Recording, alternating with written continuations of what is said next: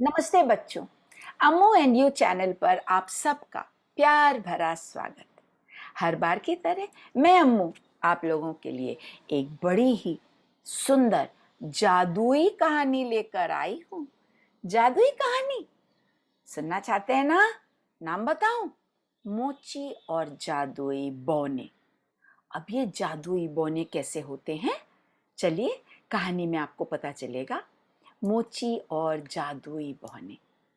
बहुत समय पहले की बात है। एक छोटे से शहर में एक मोची रहता था और अपनी पत्नी के साथ छोटे से घर में वो अपनी गुजर बसर करता था। अब मोची बड़े सुंदर जूते बनाता और पूरे दिन बहुत मेहनत करता, लेकिन इतनी मेहनत करने के बावजूद पैसे नहीं कमा पाता। जितने भी पैसे कमाता वो उन दोनों के लिए काफी ही नहीं पड़ते। दिन प्रतिदिन मोची गरीब से और गरीब होता गया। पैसों की कमी होती गई और इतनी बुरी हालत हो गई कि उस दुखी मोची ने अपनी पत्नी से कहा कि मुझे समझ में नहीं आ रहा है कि मैं क्या करूं। हमारी इतनी दुर्दशा कितने दिनों तक चलेगी? मैं पूरी निष्ठा के साथ मेहनत करता हूं, फिर भी मैं कमा नहीं पाता। पत्नी बोली, हाँ, काश मैं आपकी मदद कर सकती, लेकिन मैं क्या करूं? उस शाम को देखा मोची ने कि उसके पास चमड़े का केवल एक टुकड़ा बचा है, जिसमें से एक जोड़ी जूता बन सकता था। दुखी मन से उस चमड़े के टुकड़े को काटा, काट कर मेज पर रख दिया कि कल सुबह मैं इसको सिलूंगा, और दोनों बिस्तर पर सो गए। अब पूरी रात मोची को नींद नहीं आई। कभी इस करवट कभी उस करवट, चिंता सता रही थी। पैसों की कमी उसकी मन को परेशान कर रही थी। क्या करे क्या करे, ऐसे करते करते आंखों ही आंखों में भोर हो गया। और भोर जैसे ही हो गई, वो उठा और उठकर उसने कहा, चलो वो जूते ही सिल लेता हूं। जैसे ही मेज के पास पहुंचा, आंखें फटी की फटी रह गईं। अरे पत्नी, देखने आओ। मोची की पत्नी आई और दोनों ने देखा मेज पर एक खूबसूरत जोड़ा जूते का रखा है। ये जोड़ा कैसे आया? मैंने तो सिलने के लिए टुकड़ा छोड़ा था, ये तो अपने आप से सिल के तैयार हो गया। मोची समझ ही नहीं पा रहा था कि इतनी सुंदर कारीगरी किसने की और इतना खूबसूरत जोड़ा किसने बनाया। सोचते सोचते उसने वो जूते का जोड़ा खिड़की के ऊपर रख दिया, जहां पर वो अपने नए जूतों को रखता था। मैंने तो इतना सुंदर जोड़ा कभी देखा ही नहीं। उसकी पत्नी बोली, हाँ, बिल्कुल ठीक कहा। क्या सिलाई है, देखो तो। मैंने भी ऐसा सुंदर जोड़ा कभी नहीं देखा। क्या खूबसूरत जूता है। अब थोड़ी देर में ही वहां से गाड़ी में एक अमीर औरत गुजरी। उसकी नजर खिड़की के ऊपर रखे हुए सुंदर जूते की जोड़ी पर पड़ी। इतना सुंदर जूता, ये तो मुझे ही चाहिए। देखूं तो मेरे नाप का है कि नहीं। गाड़ी रुकवाई, अंदर गई और पहनकर जूते देखा कि बिल्कुल सटीक उसी का नाप। खुशी से भर गई वो, और उस जोड़ी जूते का दुगना दाम देकर जूते को लेकर खुशी खुशी चली गई। मोची और उसके पत्नी तो बहुत खुश। इतना पैसा! जल्दी से मोची गया, जाके भरपेट खाने का सामान लाया और दो चमड़े का टुकड़ा ले आया, जिससे दो जोड़ी जूते वो बना सके। भरपेट खाने के बाद रात को मोची ने दो जोड़ी जूते काटे और मेज पर रखकर सोने चला गया। सुबह उठा, फिर से वही जादू। मेज पर दो सुंदर खूबसूरत जूतों का जोड़ा, इतने सुंदर कि दोनों देखते के देखते ही रह गए। फिर से वो दोनों जोड़ी जूते मेज पर रखे गए और मेज पर रखने के थोड़ी देर बाद ही एक अमीर व्यक्ति अपने घोड़ा गाड़ी से जा रहा था। जाते जाते उसकी नजर पड़ी जूतों पर। वाह, क्या शानदार जूते हैं! ये तो मुझे को खरीदना है, कोई दूसरा ना ले ले। देखूं तो पहनकर ये मेरे पैरों में कैसे लगते हैं। वो अमीर व्यक्ति अंदर गया और खिड़की से जूते लेकर उसने पहने। बिल्कुल सही नाप के जूते थे। इतना खुश हो गया कि दुगने पैसे देकर वो दोनों जोड़ी जूते खरीद कर ले गया। मोची तो बहुत खुश।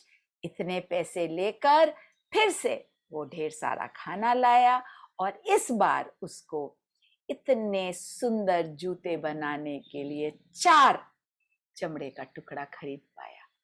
4 चमड़े के टुकड़ों को काट कर शाम को मोची सो गया। सुबह उठकर फिर वही 4 चमचमाते हुए सुंदर जगमगाते जूते। अब लोगों के पास ये बात फैल गई कि मोची के पास अजीब अजीब और अद्भुत सुंदर जूते होते हैं। देखते ही देखते जूते बिकते गए। महंगे महंगे दामों में लोग लेकर जाने लगे और बहुत ही थोड़े दिनों में मोची और उसकी पत्नी के पास ढेर सारा पैसा इकट्ठा हो गया। इतने पैसे लेकर मोची और पत्नी बड़े संतुष्ट जीवन गुजार रहे थे। ऐसे करते करते कुछ महीने गुजर गए और क्रिसमस का समय आ गया। क्रिसमस के समय शाम को पहले मोची ने अपनी पत्नी से कहा, पत्नी, मैं सोचता हूं कि हमको देखना चाहिए कि कौन है जो हमारे जूते इतने खूबसूरत बनाता है। जरा चल के देखें। लेकिन कैसे देखें? छुप के देखेंगे और बिल्कुल आवाज नहीं करेंगे। ऐसा सोचकर कपड़े लटक रहे थे, कपड़ों के पीछे जाकर मियाँ बीबी छुप गए और छुपकर इंतजार करने लगे रात का कि देखते हैं कौन आएगा जूते बनाने। काफी देर तक कोई नहीं आया, लेकिन जैसे ही 12 का घंटा बजा, अचानक 2 अद्भुत बौने छोटे छोटे कूदते फादते अंदर आ गए। फटे कपड़े पहने थे, पैरों में उनके जूते तक नहीं थे, लेकिन चेहरे पर बिल्कुल खुशी थी।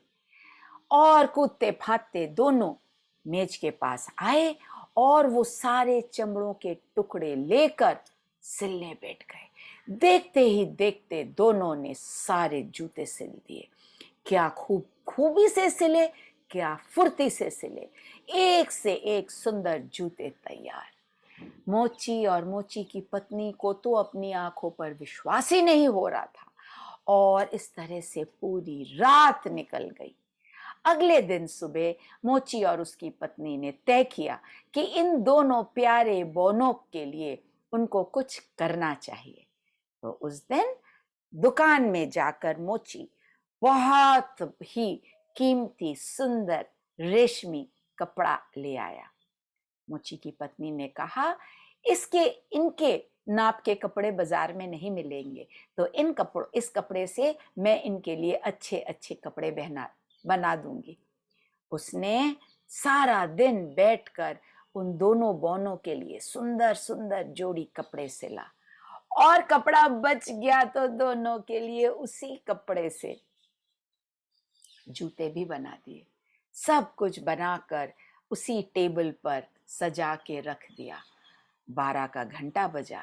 मोची और उसकी पत्नी कपड़ों के पीछे से छुपकर देख रहे थे। दोनों बौने कूदते फादते आ गए और आकर जैसे ही मेज पर चढ़ बैठे, उन्होंने देखा, छोटे छोटे इतने खूबसूरत कपड़े, जूते उनके नाप के।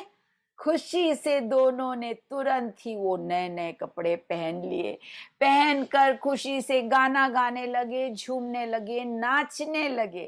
पूरी रात नाचते रहे और सुबह होने से पहले दोनों चले गए। उस दिन के बाद से उन दोनों बौनों को मोची और मोची की पत्नी ने फिर कभी नहीं देखा। मोची और मोची की पत्नी तब तक काफी अमीर हो चुके थे। उनके पास ढेरों पैसा इकट्ठा हो चुका था। उन्हीं पैसों से धीरे धीरे वो अपने जूते बनाता, बेचता और शांति से और सुख से अपना जीवन बसर करता। उसकी पत्नी भी बहुत खुश थी और दोनों मन ही मन हमेशा उन बौनों को याद करते और उनको अपनी कृतज्ञता जाहिर करते। कितने प्यारे बौने थे ना बच्चों। ऐसे ही बौने अगर आपके घर में आ जाएं तो रात को अगर आपने उठ के देखा मेज पर दो बौने नाच रहे, कूद रहे, गा रहे, क्या करेंगे आप? डरेंगे? चीखेंगे? उनके साथ गाना गाएंगे, नाचेंगे? सोचिएगा। कहानी अच्छी लगी हो तो लाइक शेयर सब्सक्राइब करिए बच्चों। बेल आइकॉन को हिट करिए जरूर, जिससे नए वीडियोस की जानकारी आपको मिले। कमेंट्स लिखते रहिएगा, मुझे बहुत अच्छे लगते हैं। कहानी सुनने के लिए बहुत बहुत धन्यवाद। खुश रहिए और बौनों के बारे में सोचिए। अम्मू का इंतजार करिएगा, जल्दी ही एक दूसरी कहानी लेकर मैं आ रही हूँ। तब तक के लिए टाटा।